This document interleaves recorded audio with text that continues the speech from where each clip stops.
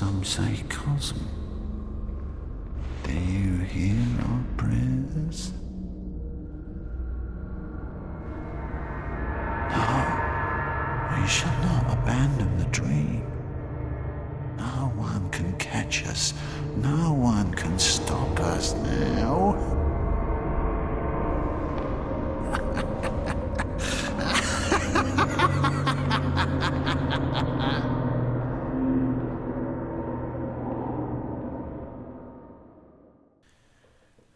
Buried deep within the shifting madness of the nightmare, one man rants, raves, and rules. A major antagonist in the game and one of the most frustrating bosses. He plays a huge role in the story. He is part of the School of Mensis, which we will talk about later, and was a big piece during the Mensis ritual that was done to make contact with Murgo. Murgo is an infant Great One who also has a huge role in this story. Many players struggle with this one. His arcane abilities and insane babble drive many players crazy. Today we dive into Micolash, host of the Nightmare. Micolash is a student and supposedly a founder of the School of Mensis, a faction of the Healing Church. Before the School of Mensis was formed, Micolash began as a scholar at Byrgenwerth, most likely under Master Willem. We know he was at Byrgenwerth because of what he wears. This is the uniform of a student. Byrgenwerth College appears to be the starting point to many characters and events in the game, including the formation of the Healing Church. After scholars at Byrgenwerth had discovered the existence of Great Ones and the Old Blood, they would begin to separate from the college due to differences in ideologies.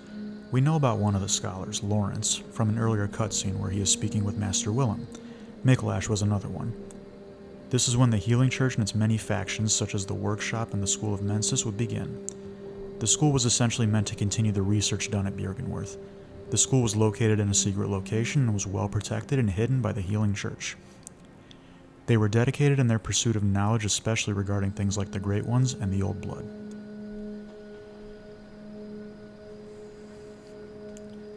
Micolash was one of the most dedicated scholars. He wished to achieve true enlightenment through the Great Ones.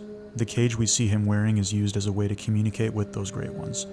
As his time in the school progressed, his practices became more and more twisted. The school would send out its servants to kidnap hunters and bring them back to the school for their experiments, and this can even happen to you in the game. Micolash also had supposedly created various undead beasts that roam around Yahar'gul. The school was also known to perform rituals, and one of them is linked to the blood moon we see after defeating Rom the Vacuous Spider. And as we all know, once we see that blood moon in the game, we see the true horrors of the world of Bloodborne. One of the last rituals the school performed would be the most drastic. After Micolash was able to obtain one of the umbilical cords, he and other students attempted to truly ascend to the level of the Great Ones. I believe this was the ritual where they would attempt to make contact with Murgo. Again, Murgo was an infant Great One who's very crucial to the Bloodborne story. Only come to find out, Murgo was dead, and perhaps had been dead for some time now. Because of this ritual and them communicating with a dead Great One, Yahar'gul would become a legitimate living nightmare. This is when the bell-ringing women, along with many monsters, started coming, and many citizens would brutally die at this point. Micolash's consciousness would pull into the nightmare, but his body was dead. His corpse would become a portal into the nightmare. Many important characters are found in this nightmare, including Murgo, Murgo's wet nurse, who when defeated triggers the end of the nightmare, and Murgo's mother. Micolash refuses to leave the nightmare and will do whatever it takes to stay.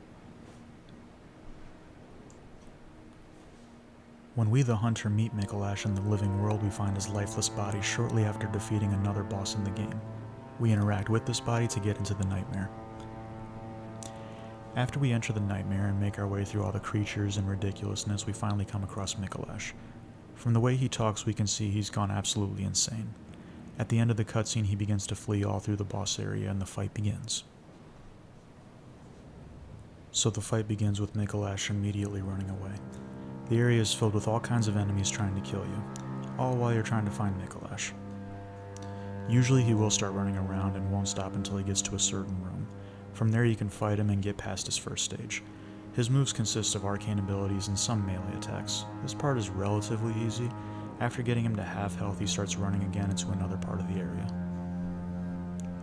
The next area takes a moment to find, especially after you follow him and he closes the gate behind you, but after a couple of attempts the player can start picking up the route and find the entrance to the second room he stays in. Once you find it and drop down into the room, the remainder of the fight takes place. The moves are generally the same as the first, except for a few new arcane abilities that can definitely be punishing.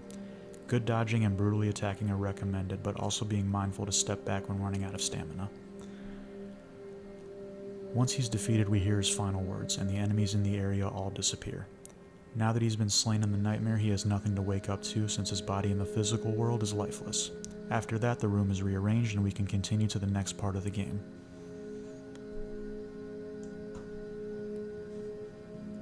Some questions we may have about Micolash are, what were Micolash's true goals? To me, I think his true goals were to ascend to the level of a Great One, along with to gain the absolute most knowledge he could about Great Ones, the Old Blood, and ascending to their level. This was a person who was very much so driven by intellect, curiosity, and the pursuit of knowledge, along with his desire to truly ascend to the level of Great Ones. And he was truly dedicated to this goal to the point where he was willing to sacrifice people to achieve it. Another question we might have is, why is he called the host of the nightmare? This has been talked about, but supposedly they say since his body is a portal to the nightmare, he was also sort of the central figure in the Mensis ritual, which gave them access to the nightmare. That would essentially make him the host, I suppose. But your guess is as good as mine on this one.